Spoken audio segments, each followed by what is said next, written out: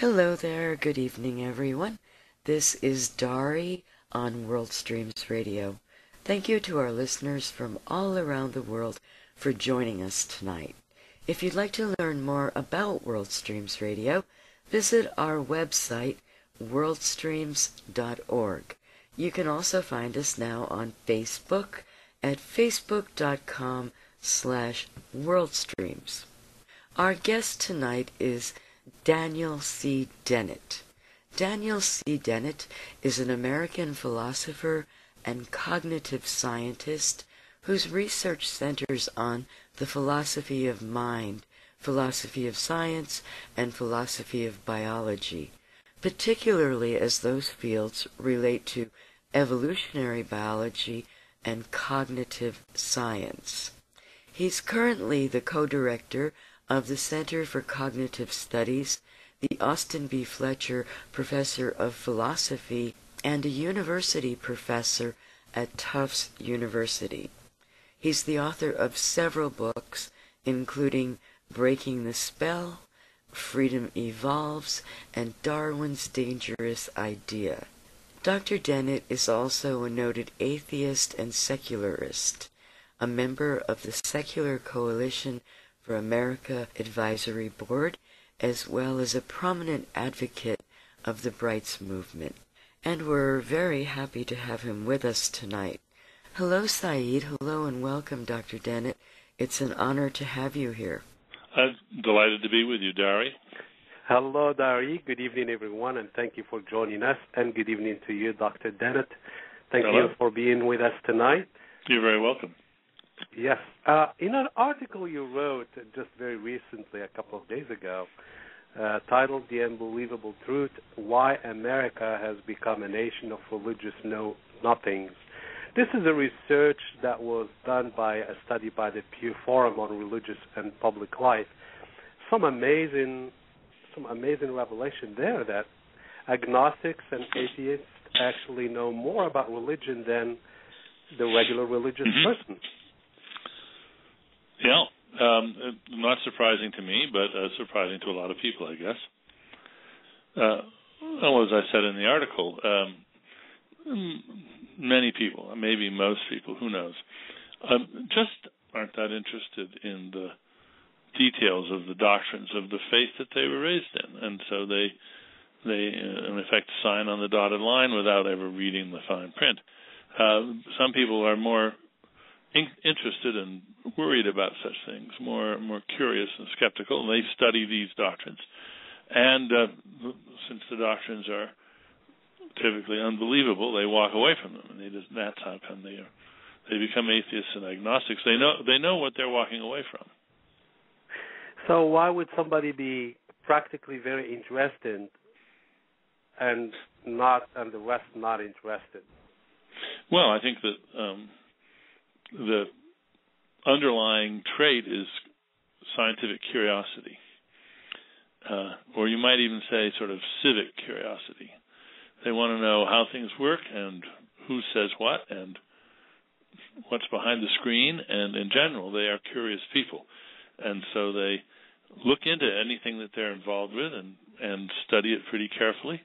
And so it's not surprising that when they find what's actually there and they find they can't stomach that, and so they walk away. They say no. A lot of them walk away quietly, and some of them walk away noisily and become vigorous critics of the religion. And some of them, of course, stay in the religion because they like the community. They want to be part of a community. They just button their lips, and they live out their days doing all sorts of good deeds for the church, but never believing a word of what's preached there.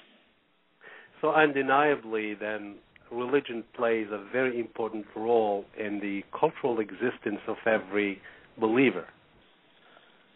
Well, I think believer is a curious word to use here, because I think there's a lot of people who profess belief and make a great show often of their belief, but who knows how many people actually believe the stuff that they say they believe. There's a tremendous pressure to profess belief even if you don't believe it. So, of course, a lot of people do that. Those are probably the ones that you see falling asleep in church on Sunday. They feel they have to go there, but they're not paying attention to anything that's going on. Well, actually, they may be paying a lot of attention. I mean, I think you're right. A lot of people they're going through the motions, and I guess that's all right. The churches don't seem to mind. But then there's others who are actually very vividly attentive to the whole thing. That doesn't mean they believe it. It just means they're interested in it. I mean, after all, if you go to a Greek tragedy or if you go to a Broadway show, you typically pay a lot of attention to what's going on. It doesn't mean you believe it. It's just good theater. You know, this is really an interesting point Dari brought. There are church services here every now and then. I would go to a Catholic church, and people praise a pastor who makes the sermon very short. They say, well, in 20 minutes he got us in and out, instead of somebody who takes an hour and a half. Oh, yeah. In fact, if you, I haven't studied this carefully, but people have, and if you look at the duration of sermons in different denominations over the years or over the centuries, it's very clear that sermons have become much shorter.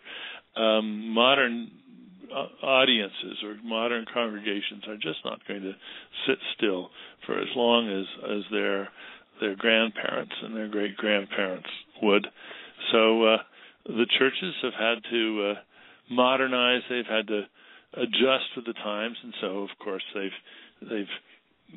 changed the format and the texture and the length and the music. Everything's changing all the time because they have to keep their congregations happy and interested in paying attention. And you've mentioned the introduction of music, the rise of the mega churches. Church, for example, has to have, like the one in Texas, the Austin, I think his name is Austin, that has something like 16,000 people who come up, and very much a big show, as you said, of music. Is that what interests people? Entertainment anymore, more than really the moral values that could be given by religion? Well, I don't know if there are many people who go to church, as it were, just for the theater. There are some, and I'll say that I myself sometimes go to a church just because I want to hear the music and enjoy the ceremony and see the rituals. It is theater, and sometimes it's very well done. Sometimes it's very moving. But I think that people who have just an aesthetic interest in church are probably quite a small minority. But a lot of people, even though that's not why they're in church, it's important to them, and they would bitterly dislike it if the churches cut back on the ceremony, cut back on the music. This is an important and beloved part of the ritual. But I think they go for reasons of community. They want to feel a part of something. They want to get uplifted by a sense of common cause, by the feeling of being surrounded by people who share a bond with them, that share an allegiance with them, and that's a very powerful, and in itself it's a perfectly fine and good reason for getting together with people. So in one sense, religion maybe fits what Maslow talked about, the need to belong.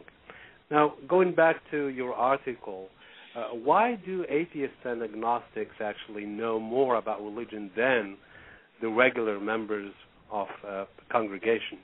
Because they're interested in it, and they're skeptics, and so they want to find out.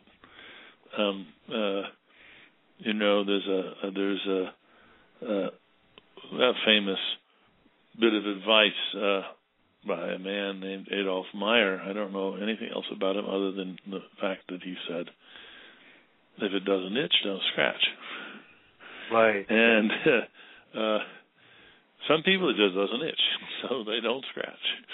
And For the people that itch, they scratch, and they scratch and scratch and scratch, and they look closely and they ask questions, and they're quite impertinent sometimes in their curiosity, and they get to the bottom of things. And when they do, sometimes they like what they see, and sometimes they don't.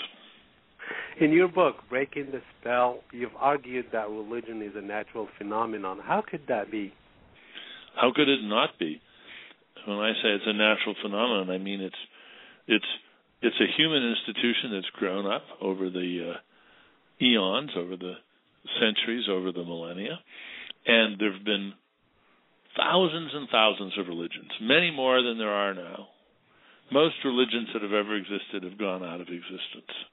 And what we're left with is the descendants of those religions, the successful descendants, and some of them will go extinct. Some of them are going extinct right now.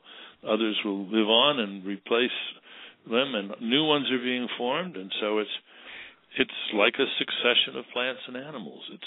It's a continuing biological process where religions spring up, they flourish for a while, and then most of them go extinct.